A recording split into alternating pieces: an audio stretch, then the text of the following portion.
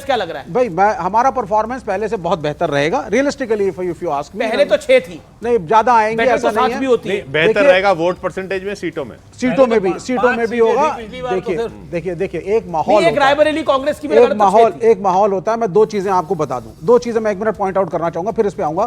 पहली चीज तो जैसे इन्होंने अभी कहा था हमारे को कि तमिलनाडु एक ही दिन में कर रहे हैं, जी। और सबसे पहले कर रहे हैं, उसकी सीटें और बिहार की सीटें बराबर हैं, फिर भी ऐसा कर रहे हैं क्योंकि कहीं ना कहीं एनडीए मान चुका है कि दक्षिण भारत के अंदर इनकी दाल गलेगी नहीं। Even if they put in more energy and try to manipulate, ज्यादा वर्कआउट नहीं करेगा। प्राइम मिनिस्टर ज्यादा एक्टिविटीज आचार संहिता लागू होने से पहले साउथ इंडिया में कर रहे हैं, जैसा कि आपके सामने है।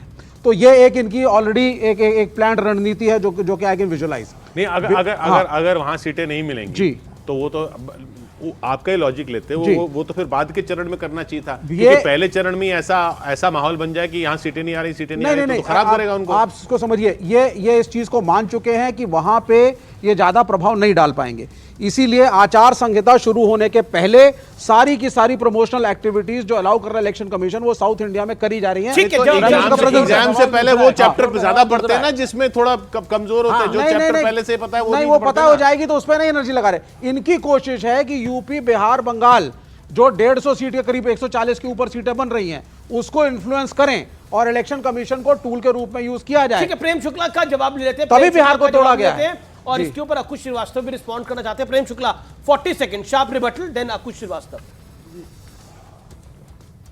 देखिए, अनावश्यक निर्वाचन आयोग पर छींटे उड़ाने के अलावा इनका कोई जो है इसमें तथ्य नहीं। भाई अगर एक फेज में तमिलनाडु में चुनाव कर रहे हैं तो उसमें आपत्ति क्या है आपको? भाई तमिलनाडु में हमेशा चुनाव लगभग जो है एक फेज में होते रहे हैं, और बिहार में हमेशा चुनाव जो है अलग अलग फेजेस में होते रहे हैं।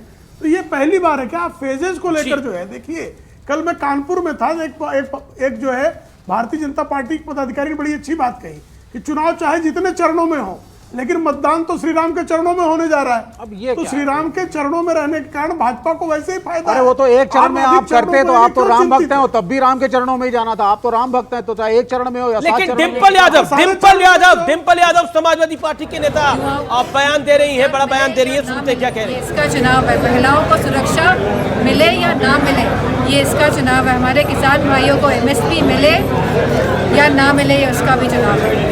अब मैम इस बार पहली बार ऐसा हो रहा है कि 85 वर्ष से ज़्यादा उम्र की महिलाएं घर पर वोट डालेंगे, लोग वोट घर पर डालेंगे, ऐसा चुनाव आयोग ने व्यवस्था की है।